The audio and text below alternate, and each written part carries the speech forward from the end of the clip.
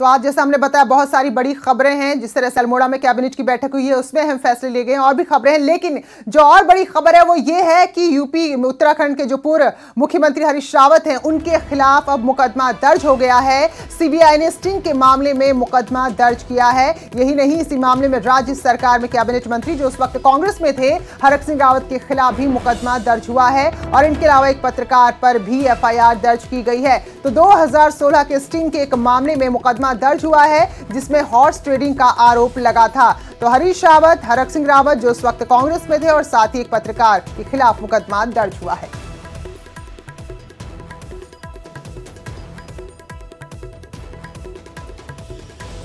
तो ये बड़ी खबर है, जो 2016 का मामला सामने आया था उसमें ये मुकदमा दर्ज हुआ है।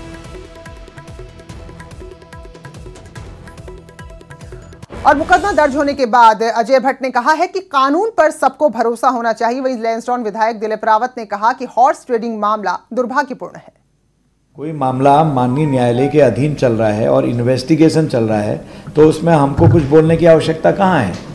माननीय न्यायालय के आदेश पर एफआईआर हो रही है और इन्वेस्टिगेशन करने वाली एजेंसी अपना काम कर रही है, कानून अपना काम करेगा।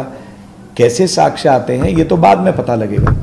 जो हॉर्स ट्रेडिंग का मामला है वो निश्चित रूप से बहुत ही दुर्भाग्यजनक है और अगर सीबीआई ने केस दर्ज किया है तो मैं समझता हूं कि कुछ न कुछ तथ्य जरूर रहा होंगे, लेकिन अब उसमें अभी जांच करके पता चल जाएगा। तो मैं समझता हूं कि इससे अगली जो हमारी परंपरा है इस मामले की जो लेन देन देकर सत्ता प्राप्त करने की, उस पर जरा रोक लगेगी।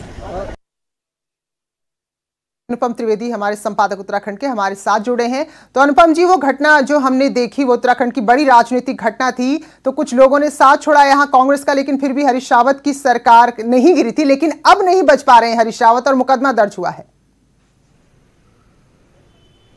हाँ प्रीति, देखिए ये एक्सपेक्टेड लाइंस में हो रहा है। जिस तरीके से हाईकोर्ट में मामला आया था, नैनीताल हाईकोर्ट में, उसके बाद जो अपनी प्रीलिमिनरी रिपोर्ट सीबीआई ने दी थी उसमें बड़ा साफ हो गया था कि अब एफआईआर दर्ज होनी है। सिर्फ टाइमिंग का खेल था, वो दिन आज आ गया। हरीश रावत के साथ साथ जो दिलचस्प बात है वो ये है कि हरक सिंह रावत पे भी मुकदमा दर्ज हुआ है और जो धारा इन दोनों पे लगी है और अन्य जो आरोपी हैं उन पे लगी है वो है 120B, यानी षड्यंत्र में शामिल होना।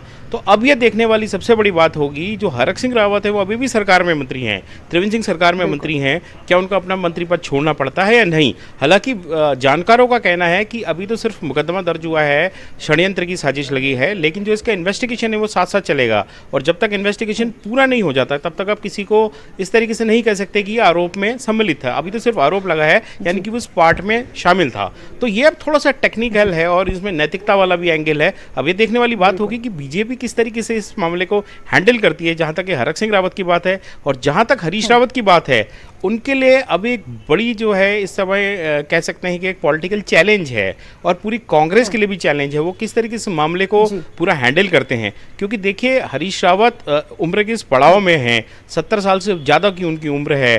क्या वो फिजिकली इतने फिट हैं कि वो रोज़ जाएं और मुकदमा झेलें और आए जाएं।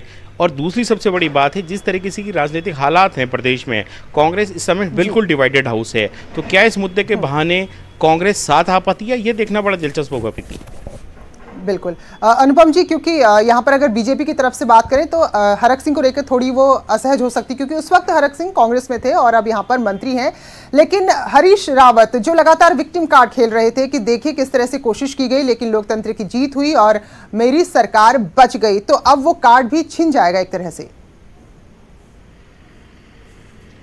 देखिए जब वो स्टिंग आया था 2016 में, अगर मैं वापस ले चलूँ और जिस समय वो जिस तरीके से चैनल में खुलेआम चैनल टीवी स्क्रीन्स में दिखा था कि हरीश रावत कैसे कथित रूप से उसमें जो है बातचीत कर रहे हैं सरकार बचाने के लिए, पैसा देने की लेने की बात हो रही है, इसी को आधार बनाया भी सीबीआई ने अपनी पूरे इस मुकदमे में।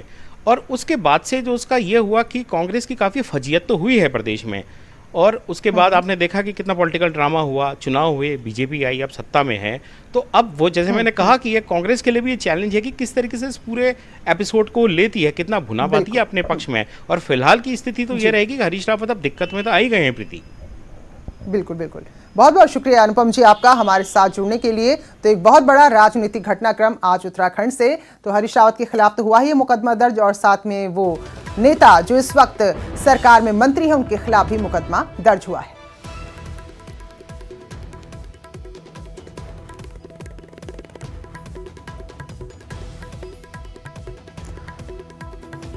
और आज कुमाऊं मंडल